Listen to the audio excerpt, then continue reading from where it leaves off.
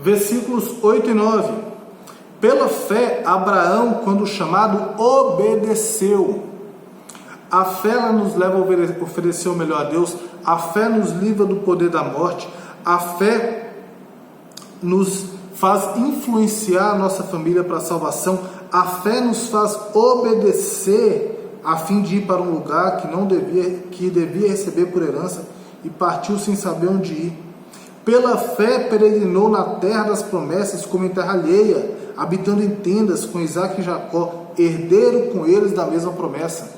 A fé, irmão, nos faz oferecer o melhor. A fé, irmãos, não nos deixa provar a morte. A fé, irmãos, nos faz influenciar a nossa família. A fé nos leva a obedecer. A fé nos capacita a peregrinar sobre essa terra alheia, essa terra estranha que nós estamos hoje. É a fé. É tudo pela fé. Versículo 13. Todos estes são todos homens do Antigo Testamento. Tá bem? Todos estes são homens do Antigo Testamento. Vamos voltar para Gálatas capítulo 3, 11. É evidente que pela lei ninguém é justificado diante de Deus, porque o justo viverá pela fé. O apóstolo Paulo pega uma citação de Abacuque 2,4. E aí eu peguei agora para vocês um monte de exemplos do Antigo Testamento de pessoas que tiveram o benefício da fé, que foram justificados pela fé. Vamos lá, versículo 13 de Hebreus 11. Todos estes morreram na fé, sem ter obtido as promessas, vendo-as porém de longe, e saudando-as e confessando que eram estrangeiros e peregrinos sobre a terra. Eles olhavam as promessas, eles esperavam a promessa que viria, confiaram até o final da vida deles na promessa e não receberam, não em vida. Nós não precisamos aguardar essa promessa já nos foi dada em Cristo Jesus. Ele já veio e nós devemos crer tão somente nele. Versículo 12. Ora, a lei não procede da fé, mas aquele que observar seus preceitos, por eles viverá. Irmãos, Paulo não está atacando a lei aqui, tá? É um texto que parece que Paulo está atacando a lei, que Paulo está sendo, uma coisa que a gente falou lá na primeira aula de Gálatas, né? Antinominiano, né? Indo contra a lei. Não é isso, tá? Até mesmo porque outros textos, como por exemplo, Romanos 7,12. Romanos 7,12, o apóstolo Paulo diz assim, ó: por conseguinte, a lei é santa, o mandamento é santo, justo e bom. E em 1 Timóteo 1,8,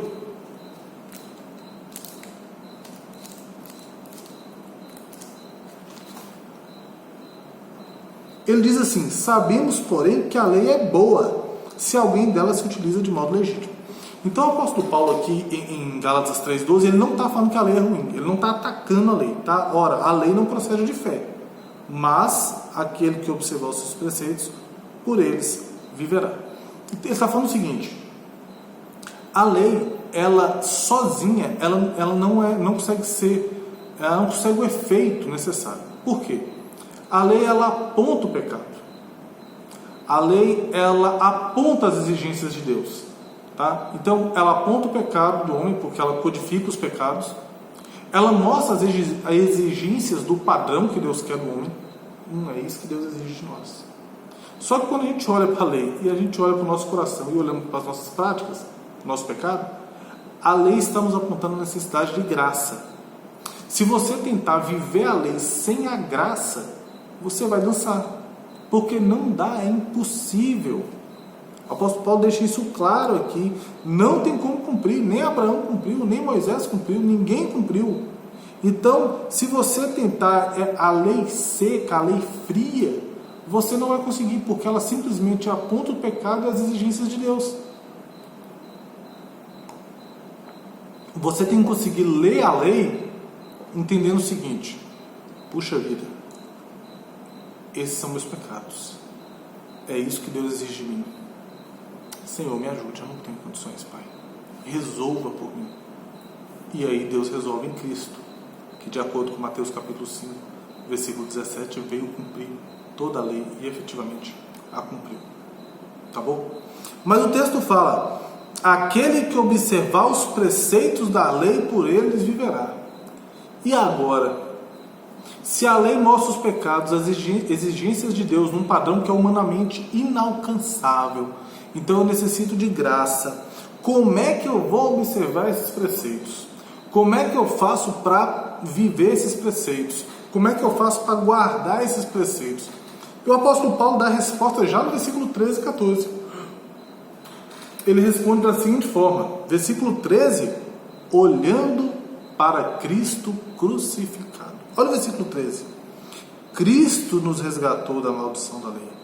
Aquele que observar os seus preceitos, por eles viverá. Cristo nos resgatou da maldição da lei.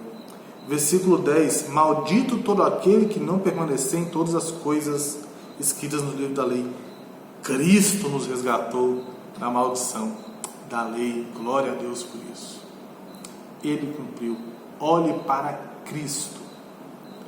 Ele é o autor e consumador da nossa fé. Hebreus 12, 2. Então agora sim, puxa vida, que situação. Abraão creu e foi justificado. A quem crê é filho de Abraão. A Escritura prevê que Deus vai justificar os gentios. Deus anuncia o Evangelho no Antigo Testamento. Todos os povos são abençoados no crente Abraão. Mas e aqueles que tentam guardar a lei estão sob maldição.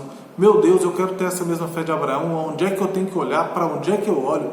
E Paulo fala, aquele que observar os preceitos vai viver. Tá, mas Paulo, você acabou de falar que não tem como observar. Quem está debaixo da lei está em maldição. Como é que eu faço, Paulo? Paulo vai dar a resposta. Olhe para Jesus. Ele nos resgata da maldição da lei. Ele próprio se faz maldição em nosso lugar. Porque está escrito, maldito todo aquele que for pendurado no madeiro. O verso aqui, irmãos, está tratando de redenção, ou seja, de nossa libertação do poder do pecado, do poder condenatório da lei e do poder da morte, através da morte de Cristo Jesus no madeiro, que levou sobre si a nossa maldição e cumpriu o que nenhum personagem do Antigo Testamento conseguiu cumprir. Paulo aqui, quando ele diz maldito todo aquele que é pendurado no madeiro, está citando Deuteronômio 21, 33. Tem outro texto sobre redenção que eu queria ler com vocês. Se encontra em Colossenses capítulo 1. Filipenses, Colossenses. E eu acho que nós vamos estudar Colossenses daqui a um tempo. A carta que eu gosto muito. Colossenses 1, 13 e 15. Ele nos libertou do império das trevas e nos transportou para o reino do Filho do seu amor, no qual temos a redenção, a remissão dos pecados. Este é a imagem do Deus invisível, o primogênito de toda a criação. Glória a Deus. Jesus nos redime na cruz, quando Ele nos liberta do império das trevas. Através da morte de Cristo, Deus nos liberta do império das trevas. Em Cristo nós somos livres do poder das trevas, nós somos transportados para o reino do amor de Deus, nós fomos feitos filhos de Deus. Em Cristo Jesus nós temos redenção, remissão dos pecados. Os nossos pecados são apagados, os nossos pecados são pagos. E é muito legal a ideia de redenção, que é tirar do cativeiro.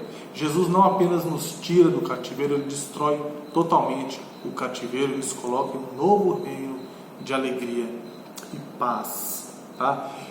Que Ele leva sobre si a nossa maldição. Cristo nos resgata da maldição da lei, fazendo-se Ele próprio maldição. Jesus toma o nosso lugar. Isso é o que a gente chama na teologia de morte substitutiva de Jesus. É quando você olha para o madeiro e fala, era eu que tinha que estar lá. Mas você não está lá. Jesus está lá. E aí nós chegamos no versículo 14. Jesus, o 13 e o 14 formam uma unidade. Está bom, irmãos? Cristo nos resgatou da maldição da lei, fazendo-se Ele próprio maldição em nosso lugar, porque está escrito, maldito todo aquele que for pendurado em madeiro, para que a bênção de Abraão chegasse aos gentios em Jesus Cristo, a fim de que recebêssemos pela fé o Espírito prometido. Ou seja, Jesus morre, Então ele cumpre toda a promessa dada a Abraão. E aí a bênção de Abraão chega até os gentios. Porque aí aquelas pessoas que não tinham lei, agora têm a lei toda perfeitamente cumprida em Cristo. Você que é brasileiro, que era impossível para você ter acesso a toda aquela lei se mostra para você agora pendurada no madeiro. Todas as letras da lei pingam no chão, ao pé da cruz, no sangue do Cordeiro. Então, a bênção de Abraão chega até os gentios em Jesus. A bênção não chega em nós em Abraão. A bênção não chega em nós em Moisés. A bênção chega em nós em Jesus. Porque ele foi capaz de cumprir toda a lei, para que os benefícios da lei fossem aplicados à nossa vida, e a redenção, e a justificação, e a justiça de Deus fosse colocada em nosso viver.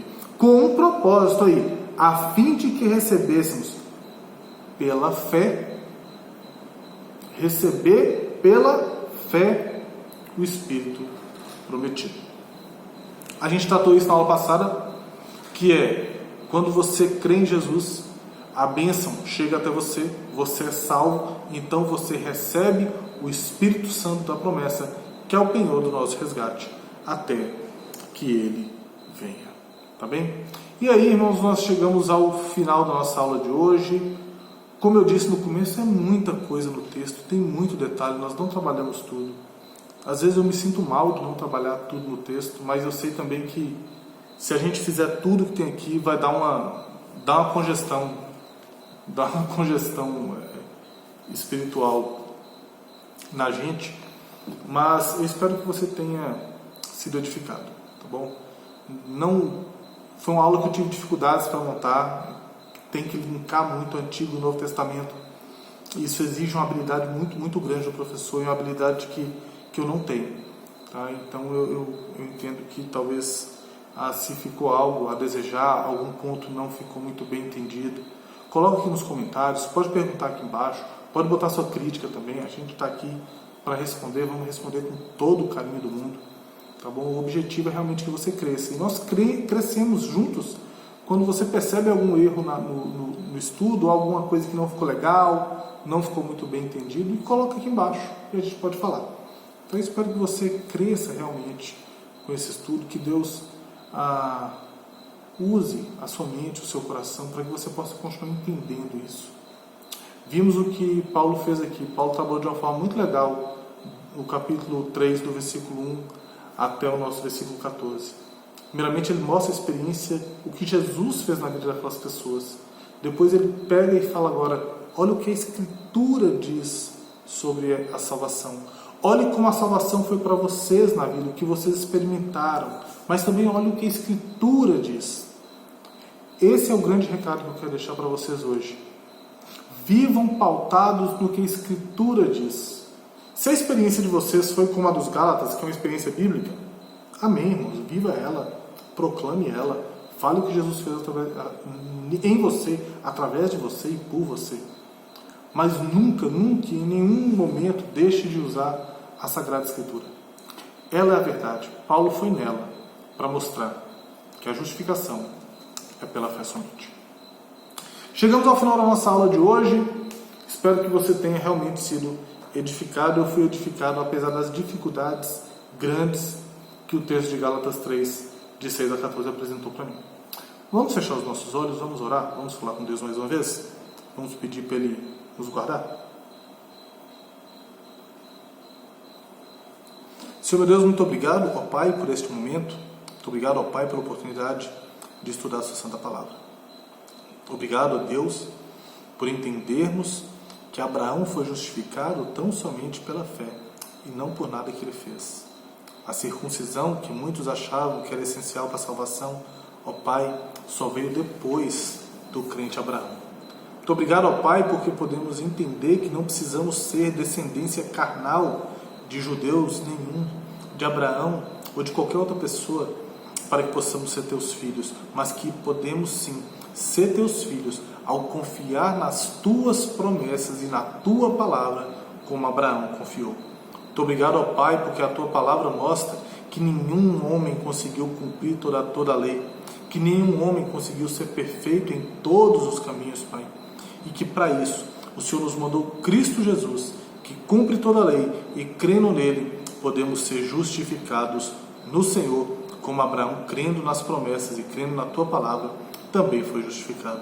Ó Pai, muito obrigado pelos muitos exemplos do Antigo Testamento, que nos mostra e nos convida a Te oferecer o melhor, a andar contigo para não provarmos da morte, a influenciarmos as nossas famílias com a nossa fé, que nos leva, ó Pai, a obedecer ao Senhor, e também, ó Pai, que nos dá força, através de Cristo Jesus e pela fé, a peregrinarmos nessa terra, até que o Senhor venha nos buscar. Muito obrigado por tudo quanto tens feito, ó Pai. Abençoa cada irmão, cada amigo que ouviu esse estudo de hoje, e que nós sim possamos continuar crentes em Jesus. Se há alguém ouvindo que ainda não Te conhece, Pai, que possa crer na obra de Cristo Jesus, levando sobre si as nossas maldições no madeiro, e que a pessoa, Pai, ao crer em Cristo, receba a bênção de Abraão e o penhor do Espírito Santo, que é o resgate da Tua promessa, até que o Senhor venha. Essa é a nossa oração, no nome santo de Jesus. Amém e amém. Muito obrigado pela sua companhia, muito obrigado pelo tempo que você esteve comigo, que vocês estiveram conosco, e que o Espírito Santo possa continuar te abençoando de uma forma toda especial.